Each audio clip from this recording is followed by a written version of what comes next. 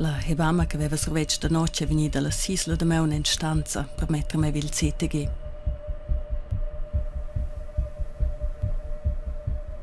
Curzo entra lì do, dall'uomo dice che la stoppi informare il ginecologo che è mondi con us.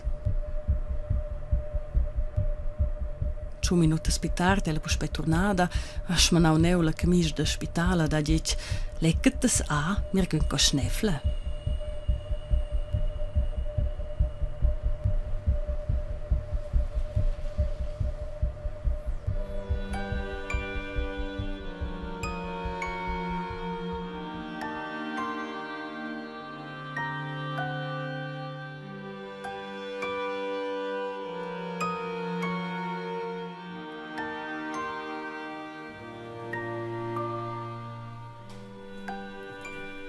La nascita di un papin minceada un miracol, la pagliola un act pussant. Studis mostren però che mince quarta donna in Svizzera racconta esperienze di violenza durante la pagliola. Violenza durante la pagliola? Qua pare una contraddizione. Che vuol qua dire? Benvenuti.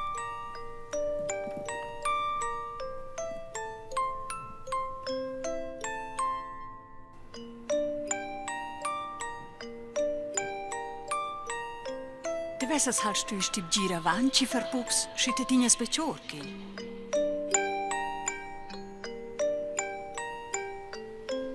E loro al dit, ci squal doctor, tu o è? Io ho detto feci sci mal, avrei semplicemente bucalau. Musles ben bu Cala con il teatro, ha scritto che partorì mondi senza dolores. Ostens fan pa vine vank. Ci squal doctor. So gessen an der Maunka.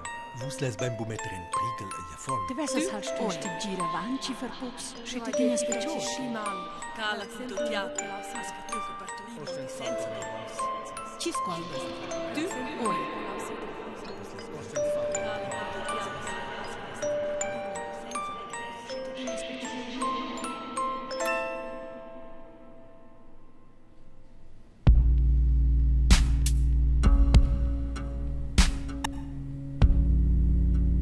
Come de vosas forzas son io venido de la boniera ed io vai teniu mio affon sil braccio. Questau sci in sentiment.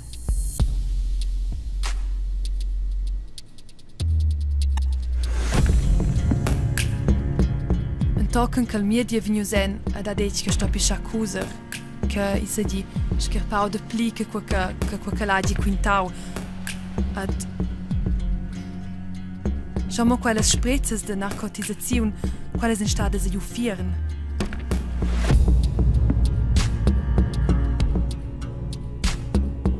Io volevo il mogri, aber I mava semplicemente bo. A lu se io niu vina von. Mince singul pec, mincin pareva scoscel cuzzas eternitats, vor chi fidieva a sci mal.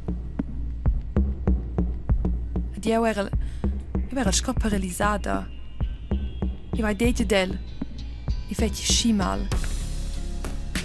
Avrei semplicemente bocca lausi de cuser.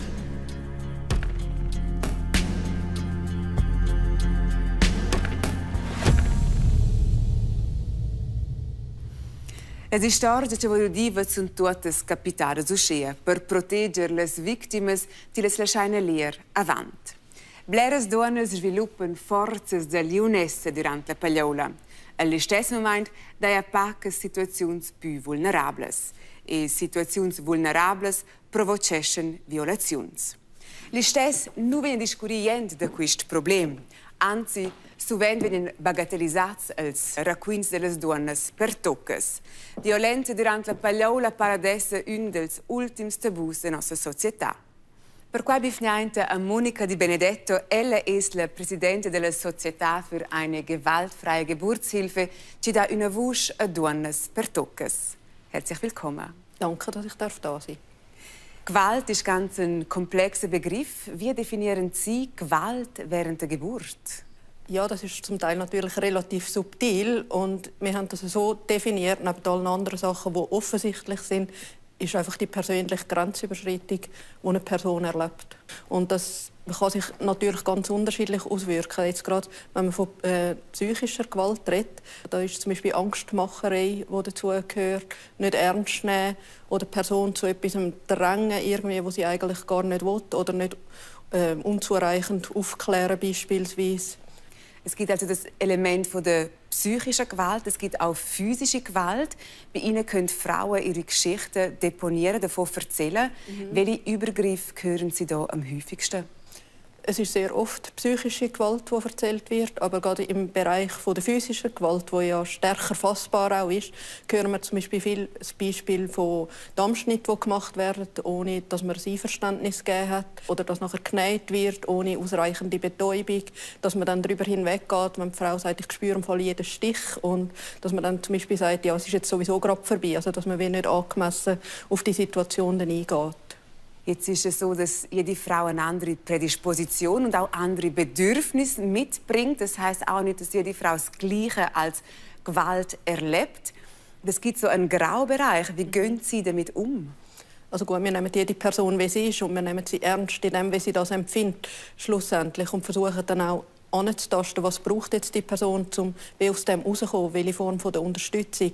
Vielmal ist es einfach zum Erzählen können, um auch Bestätigung zu holen, dass das, was sie erlebt hat, dass das in irgendeiner Form nicht in Ordnung war, beispielsweise. Das sind auch manchmal Geschichten, die über Jahrzehnte zurückliegen. Also es kommt sehr häufig vor, dass wir ältere Frauen haben, die nie darüber reden können und das erste Mal richtig ernst genommen werden. Darum darf man nie von sich selber ausgehen in dem Sinne, sondern muss immer versuchen, ja, die Person so wahrzunehmen, wie sie ist, und daran denken, dass die eine Geschichte mitbringt. Und eine Geschichte haben wir ja alle schlussendlich. Warum ist das so ein grosses Tabu? Gut, ich glaube, das kommt aus dem Kontext heraus, dass Gewalt und Geburt, das sind zwei Wörter, die überhaupt nicht zusammenpassen. Man stellt sich da etwas sehr Emotionales, sehr Schönes auch vor. Und man darf auch nicht vergessen, dass Gewalt in unserer Gesellschaft sowieso breit akzeptiert ist. Wenn man jetzt an die aktuellen Diskussionen beispielsweise, wenn es um sexuelle Gewalt geht, denkt, oder andere Formen von Gewalt wie Mobbing oder Stalking, wo in vielen Sachen einfach noch akzeptiert ist, dass das so ist. Also wir haben sehr ein komisches Verhältnis zum Teil, wenn es um das Thema Gewalt geht. Dass Sie sich so sehr für das Thema einsetzen, hat ja damit zu tun, dass Sie selber auch Betroffene sind. Was haben denn Sie erlebt? Das war bei der Geburt von meiner ersten Tochter. Das ist jetzt gerade 15 Jahre her. Ich bin eine sehr ängstliche Schwangere, muss man dazu sagen. Ich bin dann in den Geburtsprozess gegangen. Wir haben dann die Geburt eingeleitet oder angefangen einleiten, und ich habe wirklich pausenlos Wehen gehabt. Da mag ich mich sehr gut erinnern, die über Stunden gegangen sind. Ich habe aber nie jemanden gesehen. Man ist mal reingekommen und hat gesagt, ja, wir hören sie zwar schreien, aber wir haben keine Zeit, um etwas zu machen, und bin dann dort allein gelassen worden. Ja, das ist im Nachhinein, hat es viele Sachen in dem ganzen Geburtsprozess gehabt, die sehr schwierig waren für mich. Danke vielmals fürs Teilen.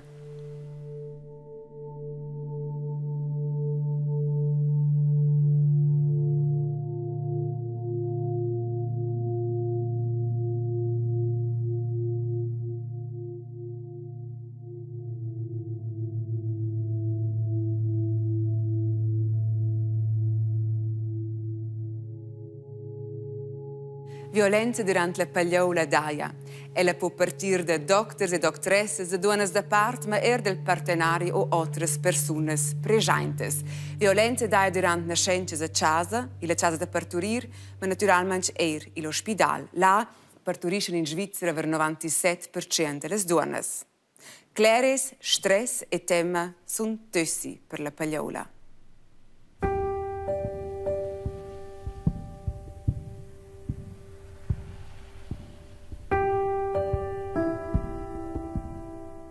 Adüna c'è altres donnas da part. La pagliola ci stira in lunga sur 4 disi la casa da part. Adüna c'è provarora mo al ciotter or del cerciot della medicina naturala e mi va avanti con cunil d'experiments.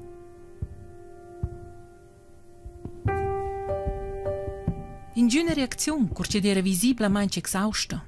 E allora il transfer con l'auto all'ospedale, la bocca della madre aperta, dolors insopportables, l'accoglienza freida all'ospedale, il tun imperativ. Ils dus tals della Perinea, il second senza vertiment. Tu stos us lieu da una sectio, l'imnaccia, il tunsch de gnos, il tratament grob da mia playa gronda tras il chirurg.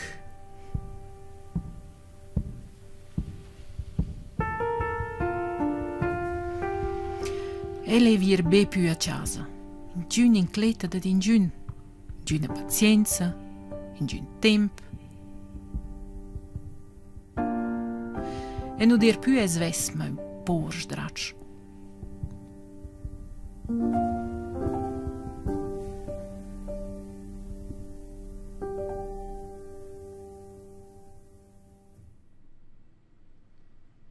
Queste sono le usaglie del lavoro di una donna da parte dei principi dell'ultimo centenario. L'ora, queste donne partorivano sovente un ufante vocel.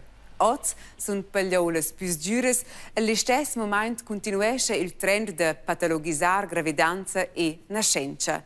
In Svizzera partoriscono ben più 6 da 100 donne durante senza intervenzioni mediciniche. La rata di tali cesarians è già lungi sur 30%, intanto che la WHO consiglia ben 10-15%. Donne sono lasciate solette e sono mal informate da loro diritti. Queste difficoltà conosce la donna da parte Sara Lehner. Ella lavora 4 anni in 2 grandi ospedali alla Bassa e adesso in una casa da parte. Benvenuta. Grazie. Quanto sovente è ella stata perduta o involvata in situazioni che hanno violenza durante una pagliola? Also, ich glaube, per questa domanda è il primo da avere in pace è violenza in questo contesto. E per me è quasi fermo semplicemente si vengono surpassati i confini delle donne. In postura si vengono fatte robe senza che le donne dicono hai per questo. E pucciatamente sta a dire che quella situazione è fin già vista. La probabilità è più grande di diventare vittima di violenza in un ospedale. C'è il problema là? E non si può dire semplicemente semplice questo è il problema e questa è la soluzione, perché è una situazione complessa di diverse robe. E questo prima in mezzo fici ferme le condizioni di lavoro in un ospedale. Non vanno si il bler malas paias e deixan il bler massa pac personal per qua ci fis lavoro da fare. Also qual è stir fici bler wenn halt era avant che no vanno con una donna da parte da vera da 2 fin 3 donne. E hai. Qua meine halt era qua che is constant so stress is qua meine halt a frusto. E penso che qua meine halt fici fermer ad un'atmosfera nu relaxata in dels ospitals. Tutti sono halt proprio lavorano su 100 anni, tutti sono in pal confine. E penso che non mai proprio quell'atmosfera ci dovreste per partorire. Perché in sé partorire è un processo fici naturale e la storia proprio essere fici ferma in quel flow, sentire bene, avere fiducia, poter dare il controllo, poter venire davanti al c'è e dire più anche il corpo. La grande parte delle donne partorisce in un ospedale ed in un ospedale viene intervenuto il più sovente. Come vedi lei qua? Sono discorsi di una cascata di intervenzioni. Con un'intervenzione vengono bler a altre intervenzioni. Io penso che il secondo punto è che non è più che essere in speranza e partorire, e ci sia naturalmente fiducia in per sé. E questo è il bler tema da qua. Allora, halt pient intervenar tra se massa bler, quindi massa pag. Ci stess mudar giusto le strutture in ospedale, tenor ella scoduona da parte, perché de più donne possono avere meglio esperienze da partorire. Il primo passo è per me in caso mettere in più personale e pagare meglio spalle. E la seconda roba che si può fare è semplicemente sensibilizzare perché c'è più in questo tema. Also, penso che non siano tutti conscienti, ma proprio per sapere che non si può fare nulla senza una domandare il permesso. Also, questo è essere chiaro. Quando sovente a lei la quasi scosto vi fare o è diventata perduta da altri disco quando avete se fatto bisogno o questo vesto vi farotto. In la clinica c'è lavorato al primo, era una clinica privata, in cui i dottori venivano da esterno e privat per le donne per le nascenze. E là Noi in una situazione in c'è il media nu e per noi sta aspettare ma se lunch per ci va un po' avanti. Mi è una indicazione o manch senza proprio avere una situazione di risiko o una situazione di emergenza, cioè man fatto in vacuum senza ci dare proprio necessari.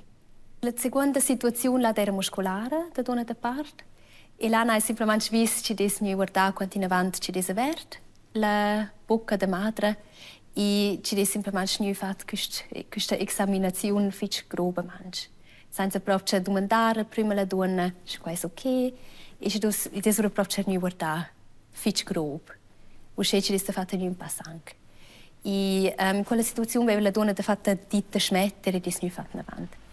La era proprio la situazione, non aveva scolare halt proprio il diritto di dire exalt, e là had la situazione de dinamiche so hierarchie e quando era scriveva semplicemente perduta e dispro e non ha stes fatto nulla.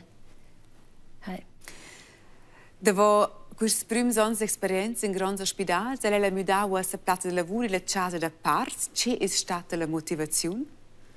E penso per me fitch ferm il fattore tempo.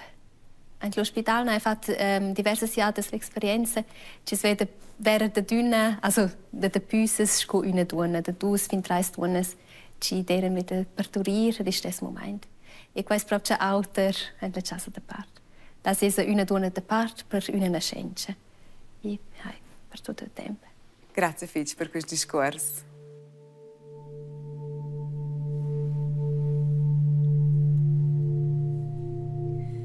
Pagliolas nos lasciano planisar tras. All'istess moment schon als ospedals far profit. Un motiv per la malpazienza e la rata auto d'intervenzions pudes esser era il sistema de renda quint. La nascenza spontana senza intervenzions es finanzialmente la main lucrativa. I da una pauschala, independentemente da quant lunch la pagliola dura e quant personal ci ven dovrà. Diagnoses ci meinen cun sai intervenzions per conter pogner misses in quint additivamente.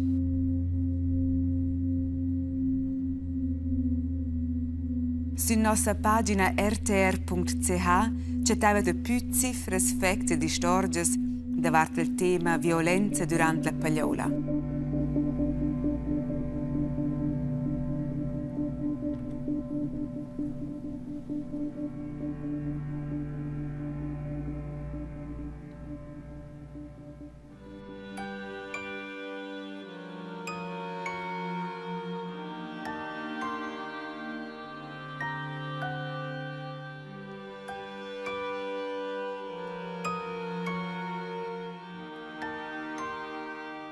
In Svizzera nascono in media mince di 240 ufanti.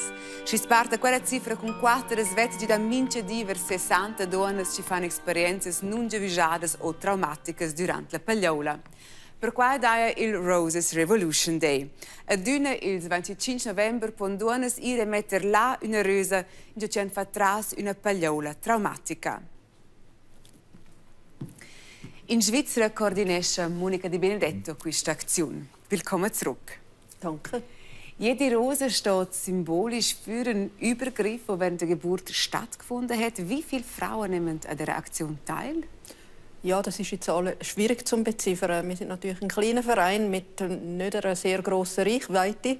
Und ich habe auch gemerkt, ich habe ja selber eine Rose hinterlegt, dass das emotional sehr schwierig ist, wirklich an den Ort zurückzugehen, wo man das erlebt hat. Was man aber beobachtet, ist, dass wenn wir spezielle Aktionen machen, an dem 25. November, zum Beispiel vor 2 Jahren, wo wir die Rose auf Bern geschickt haben, dass da sehr viele Rosen bestellt werden. Die Geburt, das ist so sehr ein situativer Moment, wenn man Gewalt erlebt in einer Situation. Was für Konsequenzen kann das haben, auch nach der Geburt?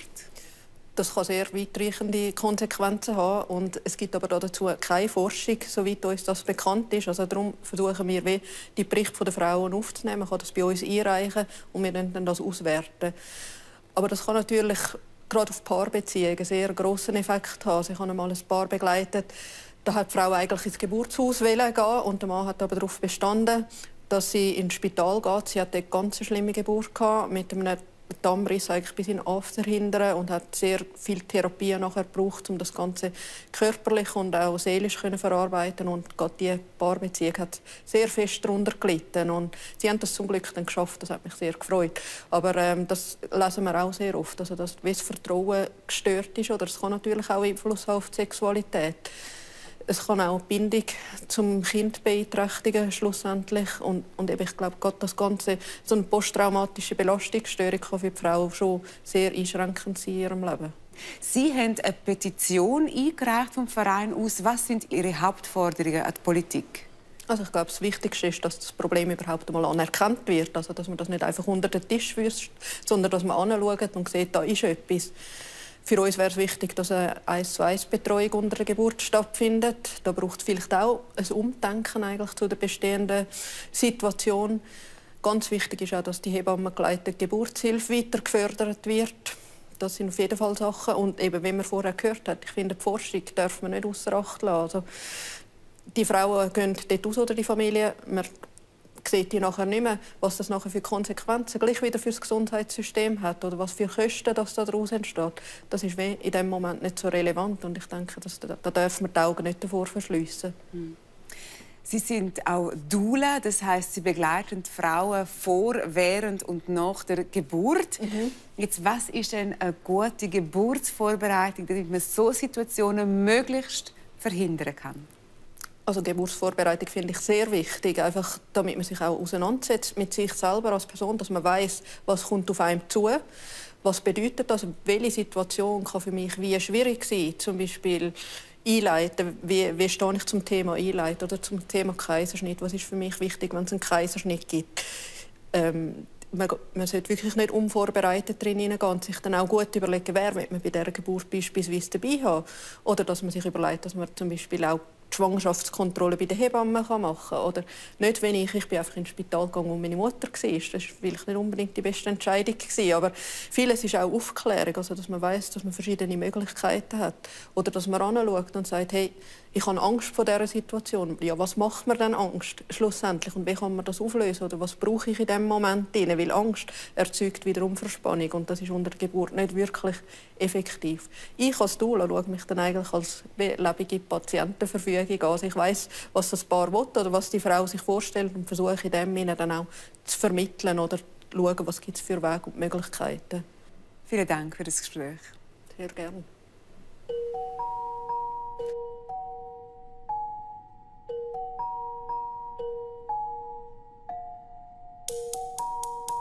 Preparare una scienza è strasovra als alle graivel. Intanto dall'industria intera con prodotti per rituali nuovi, dalla gender reveal party alla baby shower, in guata ci da. Però ci sono le varie domande importanti davanti una pagliola, vanno da di. In mince caso vale la pagliolante sto essere informata, in sia forza e pronta ad assurtare responsabilità per trarre decisioni in situazioni difficili durante la pagliola. Naturalmente si trova per quai un accompagnamento e circostanze ci sostengono quai. I damo bler da fare, in quel sen, a buonensveder.